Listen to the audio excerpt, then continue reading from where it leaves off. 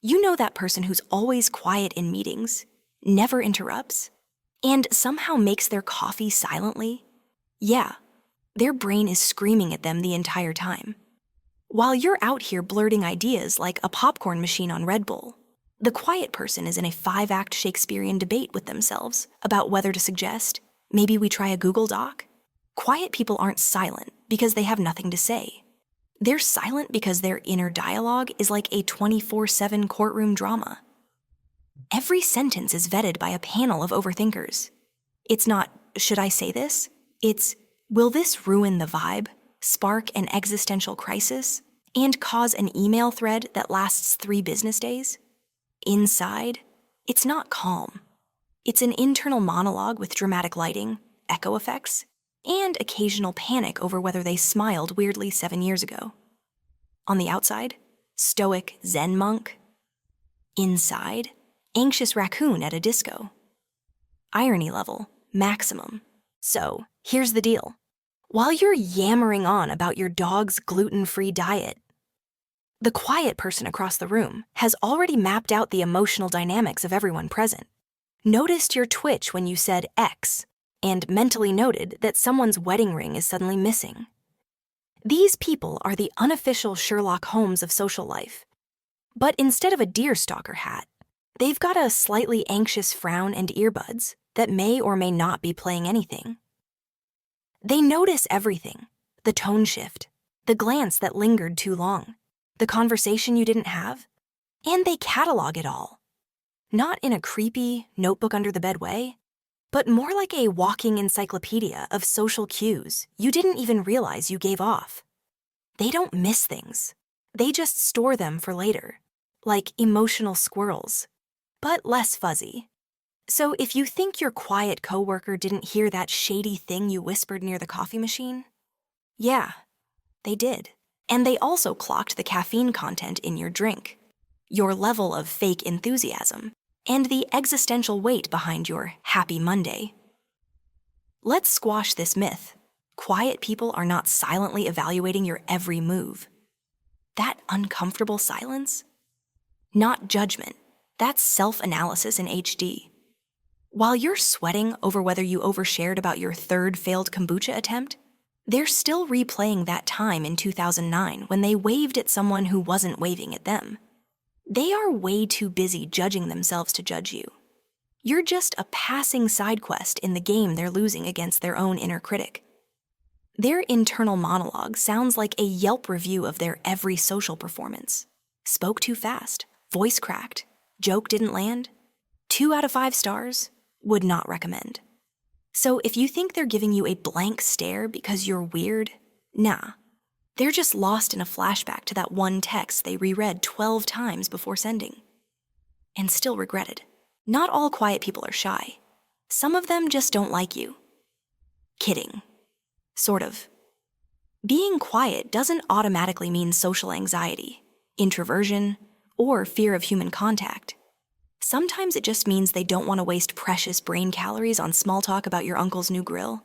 Quiet people can be confident, charming, and even wildly funny once they decide you're not a walking energy vampire. But until then, silence.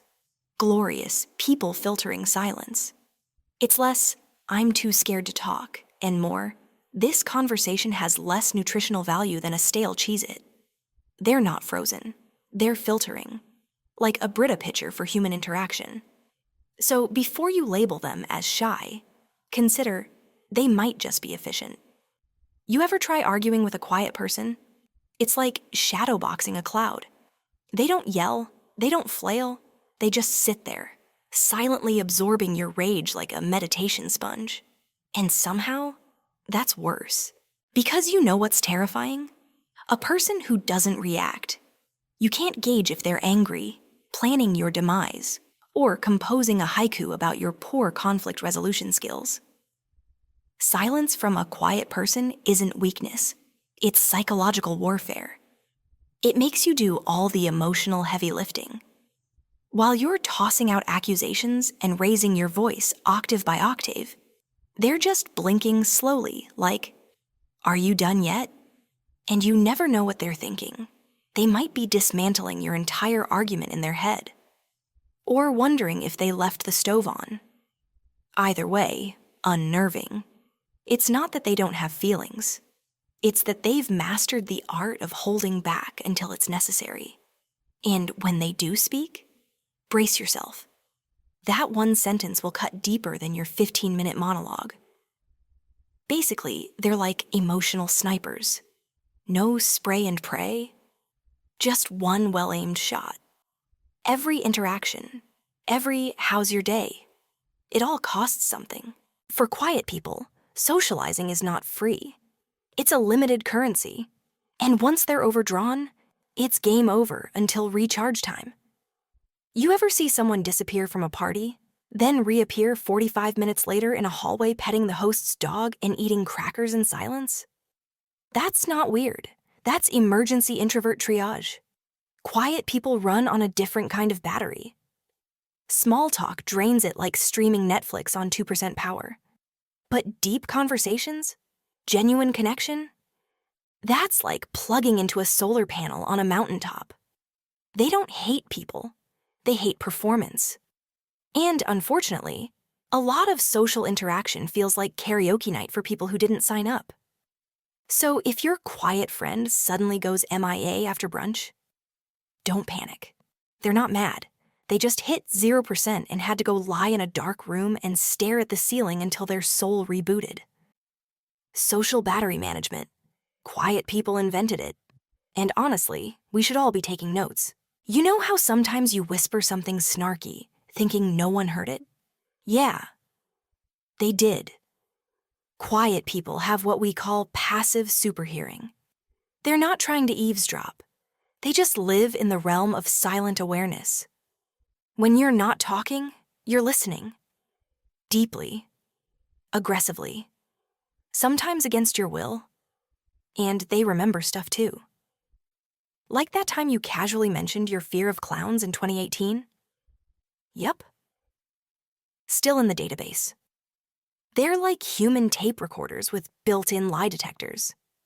You can't bluff, dodge, or sugarcoat without them clocking it. Your tone, your word choice, your fake laugh.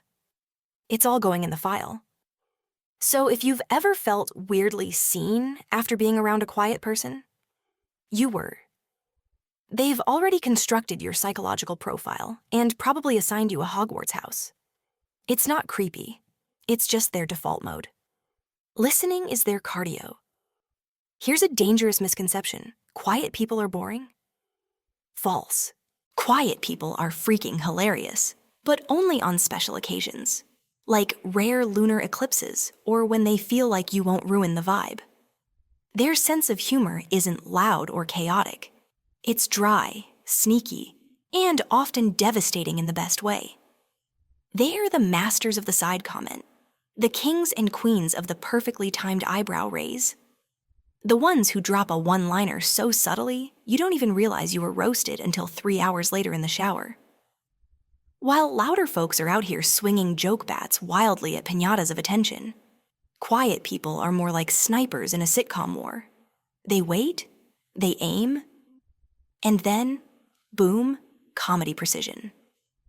But don't mistake their silence for a lack of personality. It's just encrypted. You need the passcode, trust, mutual weirdness, and preferably no one who uses the phrase, "let's circle back," unironically. And once they open up, congratulations. You've unlocked the bonus content. Welcome to Season 2 of their personality. It's weirder, funnier, and worth the wait.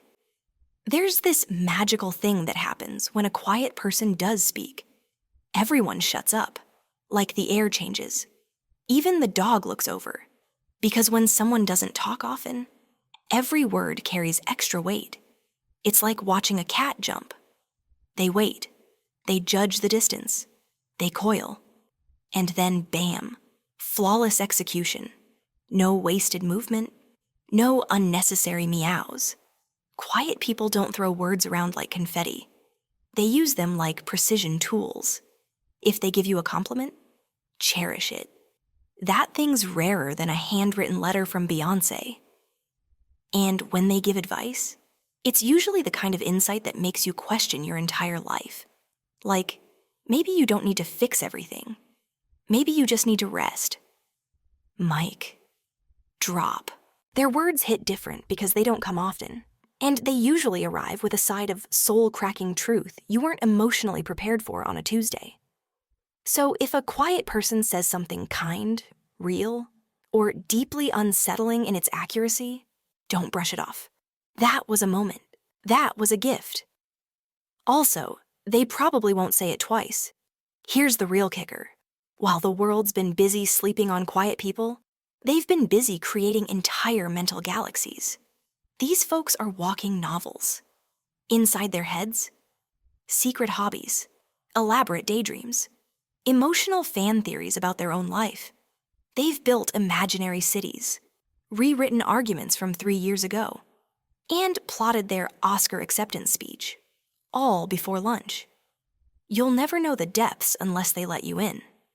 And when they do, it's wild. They might be writing poetry under a fake name, or studying bugs, or learning Icelandic just because. The still surface hides oceans. Quiet people aren't mysterious for the aesthetic. They're mysterious because their minds are crowded with wonder, and most of it isn't for public consumption. So if you're lucky enough to get invited into their world, don't just wander in with your muddy shoes. Bring snacks, ask questions, and listen. It's weirder and more beautiful than you expected. You know that one person who somehow manages to stay chill in the middle of group chaos? That's the quiet one. The human equivalent of a cup of tea during a fire drill. While everyone else is talking over each other, losing track of stories, and metaphorically setting the room on fire with unnecessary drama, the quiet person is just there, watching, processing, choosing peace like it's a religion. They're not the center of attention. They're the anchor, the calm in the storm. The reason your friend group hasn't descended into full reality show meltdown, and because they don't fill the space with noise, they make space for other people's chaos to breathe. They're like conversational sponges, absorbing weird vibes and radiating steady, non-judgy calmness in return, which is why people often vent to them, like a lot. Hey, you seem chill. Can I unload my entire life story into your lap without asking if you're emotionally available for that? Every overtalker, ever. Spoiler, quiet people are exhausted from being the emotional coat rack of the group. But they'll probably just nod politely and absorb your third breakup story anyway. Because, yeah, they're quiet. But they care. Let's be clear. Being quiet doesn't mean being a doormat. It doesn't mean spineless. And it definitely doesn't mean someone you can steamroll just because they're not snapping back like a reality TV contestant. Quiet people pick their battles. That's different from never fighting. If a quiet person ever does push back, oh, buddy, prepare to question every choice you've ever made. Because when they finally speak up, it's not out of impulse. It's out of calculation. They've thought it through, built the argument, lined up the receipts, and now they're coming for your entire worldview with facts, clarity, and that calm intensity that's way scarier than shouting. It's like being chased by a glacier. You didn't see it coming, but now your whole deal is slowly being crushed beneath the weight of someone who waited for exactly the right moment to unleash. So don't mistake volume for power. Sometimes the quietest person in the room is the one holding the moral sledgehammer. This one's for the extroverts who treat quiet people like glitchy NPCs in the simulation. They're not broken. They don't need fixing. They're not a challenge for your I can make anyone open up personality side quest. They're functioning perfectly, in a world that just happens to be allergic to silence. Society worships loud. It rewards fast talkers, big personalities, and people who treat small talk like an Olympic sport. So when someone doesn't match that energy, people assume something's wrong. But guess what? The ability to sit in silence, to think before speaking, To not need to be constantly performing. That's not a defect. That's a flex.